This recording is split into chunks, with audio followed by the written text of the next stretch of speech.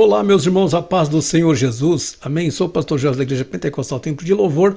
Estamos mais uma vez aí em nosso caminhar da batalha espiritual. Hoje vamos abordar alguns assuntos interessantes. E pode uma pessoa cair da graça e ser tomado pelo inimigo? Vamos ver? Mas antes, vamos fazer a nossa oração. Senhor nosso Deus, em nome de Jesus, muito obrigado por esta oportunidade. Pai, que o Senhor tenha nos concedido cada dia estarmos na Tua presença. Toma nas Tuas mãos Teus filhos, cada inscrito deste canal. Senhor, derrama da Tua bênção, da Tua graça. Eu quero repreender toda retaliação, todo embaraço. Meu Deus, dá-lhes a orientação necessária, de maneira que o Teu nome venha a ser glorificado. Assim nós te pedimos, em nome de Jesus. Amém, querido. Amados, algumas perguntas pessoas fazem, já me fizeram. Pode uma pessoa cair da graça e ser tomado pelo inimigo? É bem interessante isso aí, porque no caminhar da batalha espiritual nós aprendemos vários fatores. Por esse motivo que você tem que separar sobre a questão, para quem vai entrar nesta área, quando você for orar para uma pessoa, você tem que entender se o que essa pessoa está passando é coisa psicológica ou se é uma possessão maligna. Às vezes a pessoa pode estar passando por um trauma emocional e ela tem reações, né, de choro, às vezes grita. Então você tem que entender sobre isso aí. Mas vamos então fazer uma leitura. Antes, deixa seu like aí, se inscreva, compartilha, põe seu dedinho ungido aí em nome de Jesus. Vai compartilhando, irmão. Eu agradeço muito a Deus aí por vocês que são inscritos neste canal, né, pelos comentários. Muito obrigado. Isso é de grande relevância e que Deus pode abençoar cada um de vocês em nome de Jesus. Todo dia oro por vocês, acreditando nas bênçãos de Deus. Eu sendo abençoado, vocês também são abençoados em nome do Senhor. Vamos lá então fazer uma leitura em Mateus, capítulo de número 12, versículo 43, que nos diz assim: E quando o espírito imundo tem saído do homem, anda por lugares áridos buscando repouso e não encontra. Então diz: voltarei para minha casa de onde saí, e voltando acha a casa desocupada, varrida, adornada. Então vai e leva consigo outros 7 espíritos piores do que ele, e entrando habitam ali. E são os últimos atos deste homem piores do que os primeiros. Assim acontecerá também a esta má geração. Bom, no termo teológico, quando se estuda sobre a cultura ali onde Jesus estava ministrando, ele está falando sobre a questão da nação de Israel, a questão de rejeitar Cristo. São várias coisas que eu não vou entrar nesse assunto, porque o nosso foco aqui é outro. Porém, trazendo para esse âmbito de batalha espiritual, se a pessoa, ela muitas das vezes confessa a Cristo, mas não quer ter uma responsabilidade com Cristo, ela não quer assumir um compromisso com Cristo, nesses espíritos saem. Mas o que diz a palavra aqui, então, pode acontecer. Há casos e há casos. Vamos chegar lá.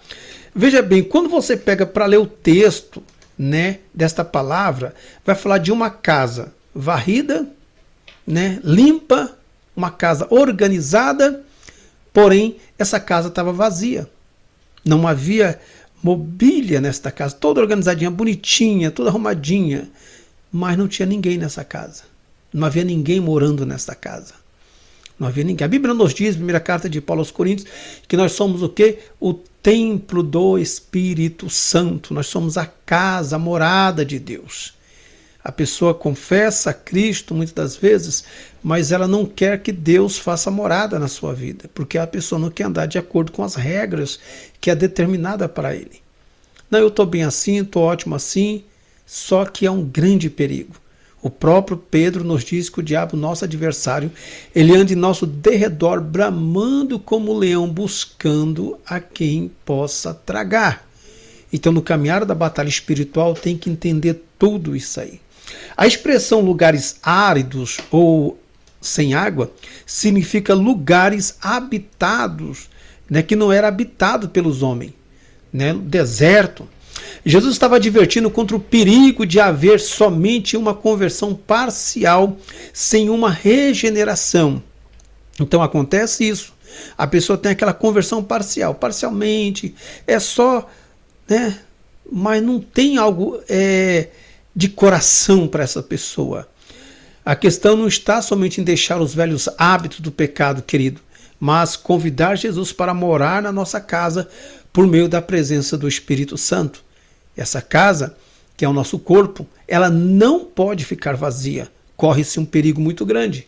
Então, um exemplo, eu saí do mundo de promiscuidade, fiz coisas terríveis quando não servia a Cristo. Não nasci num berço evangélico, minha família, ninguém era evangélico. A primeira que se converteu foi minha mãe, daí por em diante Deus está fazendo um milagre na minha família.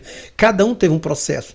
Então Deus me tirou de uma situação terrível, um mundo de promiscuidade, e foi trabalhando. Não foi fácil o processo do trabalho na minha vida. Mas se essa casa tivesse desocupada, querido, a situação seria pior. Pior. Porque Cristo não estava sendo o centro na minha vida. A partir do momento que eu aprendi que Cristo poderia ser o centro da minha vida e eu desse legalidade para o Espírito Santo atuar na minha vida, ele ia mudar o meu ser, transformar o meu ser cada dia mais. Então é preciso assumir nossa posição nesta batalha espiritual. É preciso assumir. Então, o caminhar da batalha espiritual, nossa casa, ela não somente ela tem que estar organizada, mas ela precisa ser habitada pela pessoa do Espírito Santo. 1 Pedro capítulo 2, ele nos diz assim, olha que coisa interessante, versículo 2 ao versículo 20. Porquanto se, depois de terem escapado das corrupções do mundo, pelo conhecimento do Senhor e Salvador Jesus Cristo, foram outra vez envolvidos nelas e vencidos, tornou-lhe o último estado pior do que o primeiro, porque melhor lhe fora não conhecer o caminho da justiça do que, conhecendo-o, desviaram-se do santo mandamento que lhe fora dado. Deste modo, sobreveio-lhe o que por um verdadeiro provérbio que diz: o cão voltou ao seu próprio vômito, a porca lavada ao chiqueiro de lama. Então o que acontece? A pessoa confessa a Cristo. A casa está limpa, Deus liberta a pessoa de toda opressão maligna. Quantas pessoas, já orei por elas, ficaram, caíram possessas, Deus libertou, mas a pessoa não quis assumir um compromisso com Cristo. E de repente essa pessoa passou a fazer coisas piores do que fazia. Então, quantas pessoas às vezes confessa, recebe a bênção, está na presença de Deus, mas muitas das vezes ela tem vergonha do Cristo vivo, tem vergonha de professar sua fé. E o Pedro diz que o cão voltou ao seu próprio vômito, e o porco voltou na lama, onde é o seu lugar. Então, no campo de batalha espiritual que tem que entender isso. Um dos outros fatores importantes também é bom entender, nós passamos um caso interessante, há muito tempos atrás, de uma situação que ocorreu. Ligaram para nós, vem aqui em casa, a fulana de tal está totalmente endemoniada, está com a faca aqui, ela vai carnear, e a pessoa estava fora de si, os filhos, as crianças vieram nos chamar, descemos lá, e quando foi ali para orar naquele lugar, rapidamente eu percebi que não era uma situação de possessão, não era situação de possessão. Ali acalmamos aquela situação, a pessoa estava fora de si e começamos a orar ali então, de repente começamos a conversar com ela. Aí ela voltou em si e falou: pastor, vocês estão aqui? De repente, vou fazer um café, por quê? A pessoa estava num surto psicológico, trauma emocional, passando por problemas, muitos conflitos, e a situação que ela enfrentou lhe deixou no extremo, e ela saiu fora de si, saiu fora de órbita.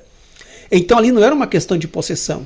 Ali fomos, conversamos com ela, oramos por ela. Ela nem lembrou do que aconteceu. Acontece esse caso. Nem todos os fatores são questões de demônios. Às vezes a pessoa está passando por um surto psicótico e aí ela precisa... Eu rio assim porque às vezes eu cometo alguns erros de português e que só misericórdia. Mas amém. Isso é ao vivo, é assim mesmo. Então o que acontece? A pessoa precisa ser trabalhada e o líder...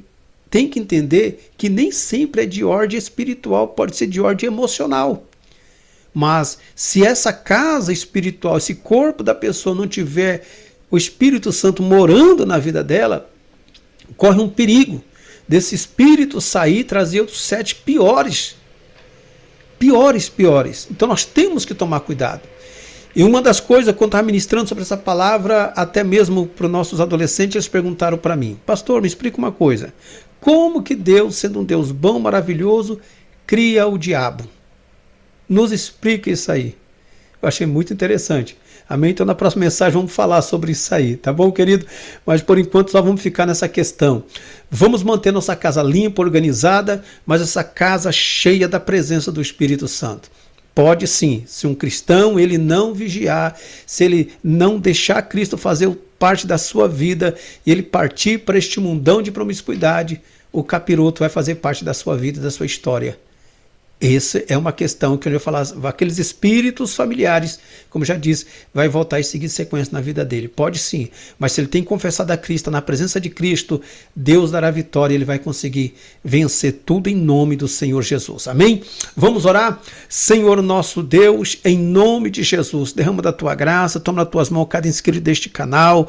Senhor, dá aos teus filhos sabedoria e entendimento, nos conceda graça também para ministrar, ensinar, daquilo que for preciso para a glória do teu nome. Eu repreendo toda retaliação, todo embaraço. Abençoa os teus filhos, abençoa, Pai, esse irmão que está na chácara trabalhando, esse irmão que está aí, ó Deus, na estrada, dirigindo seu caminhão, que o Senhor possa guardar, livrar, meu Deus, em nome do Senhor Jesus, nossos irmãos ali em Portugal, meu Deus, nós estamos orando, intercedendo por cada um deles, meu Pai, que o Senhor possa agir para a glória do teu santo nome. Toma na tua mão, Pai, esse irmão empresário, essa irmã que está na labuta do seu dia a dia. Pai, fortaleça-os na graça, repreenda toda a retaliação. E eu peço a tua bênção em nome de Jesus.